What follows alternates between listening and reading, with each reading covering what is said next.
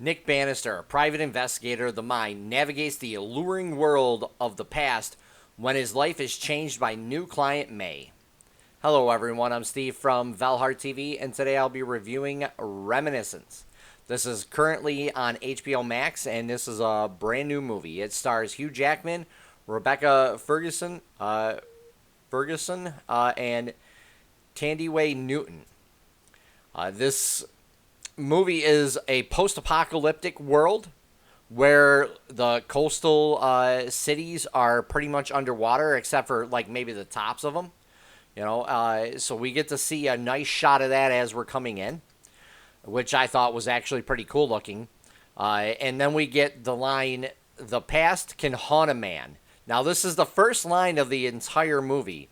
And I thought this was a good kind of opening because we're kind of going over the coastal cities and we're seeing these walls built up to try to keep the water out of certain parts. And then other parts are just, underwater and stuff. So I really thought this was a good opening line because we do get to see what it means, like, kind of right after that.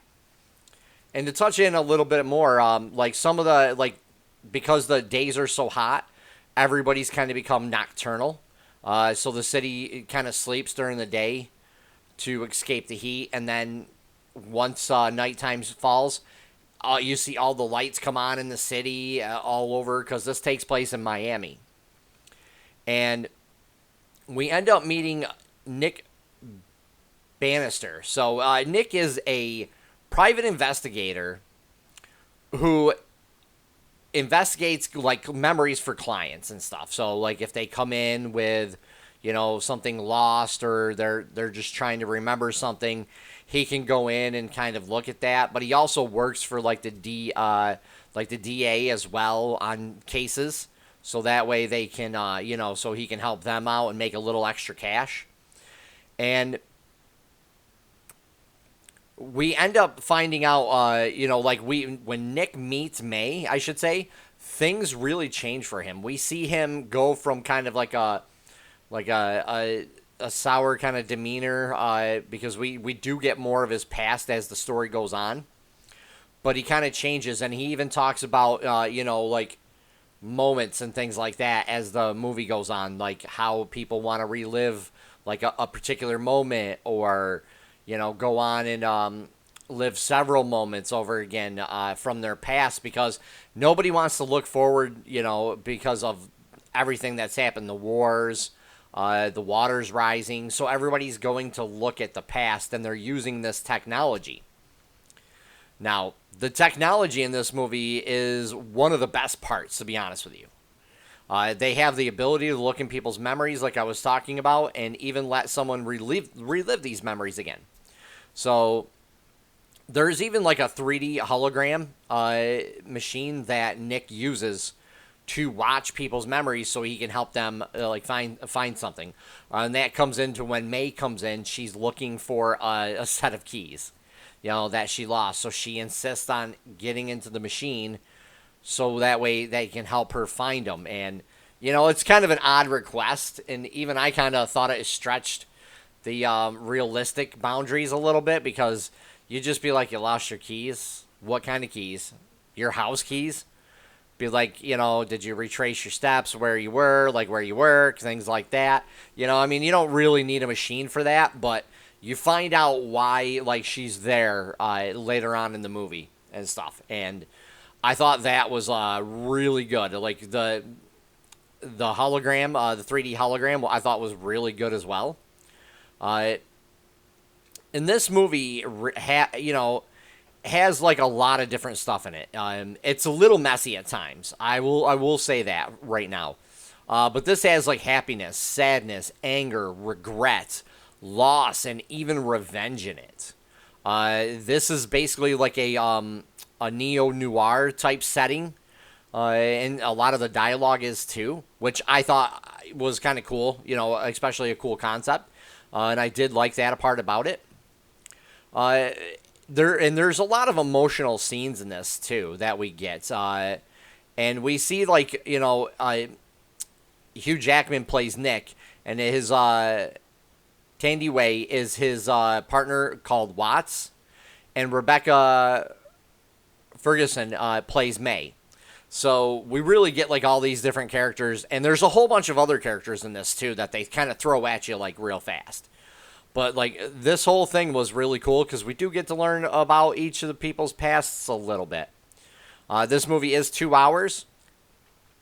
I kind of felt it was a little dragged out in some scenes. Didn't really need to be. But this movie draws from other movies like Waterworld and Blade Runner and other neo-noirs, you know. So there's like a lot of different combinations in this, which is why it was a little bit messy at times. And again, like they throw a lot of people at you real fast. A lot of introductions are made, and you kind of catch a name here or there. Or sometimes they don't even throw out a name, and you're kind of supposed to know like who these people are. So it was kind of interesting how they did that. I thought the movie suffered a little bit from that as well, but the technology in this movie I thought was fantastic though. That was kind of like the driving force behind the plot, and and it really goes to show you like how far like people go, to just to survive too, and I thought that was great. I thought the sunken cities were great. Like there's a couple of scenes where we actually get to go underwater and just see how deep the water has risen or how much it's risen. And I mean, yeah, Hugh Jackman, he can hold his breath for quite a while, according to this movie, that his character can, anyways. But the acting, I thought, was the best part about this whole movie. So I'm going to be honest with you. I actually really liked the acting in this. You could feel the emotions coming off of Hugh Jackman, and everything in May and all them, and everything kind of just felt a little more real, we really get to see like all these things play out in everything that he goes through, his character and everything. It's crazy. Like we've seen this plot before, in different movies, and there's nothing really wrong with that. But I do feel like this movie did drag out a little bit longer than it should have. The pace did go up and down a little bit in it, which I thought kind of, retracted from some of the scenes as well. But we get to see how obsessed Nick is with finding out the truth from what he lost. Because he did lose something very precious to him. And that's what really drives the rest of the movie as we go on and see. And at one point, there is somebody who does utter the line to him, you don't want to know the truth. Because it won't set you free. It won't give you anything.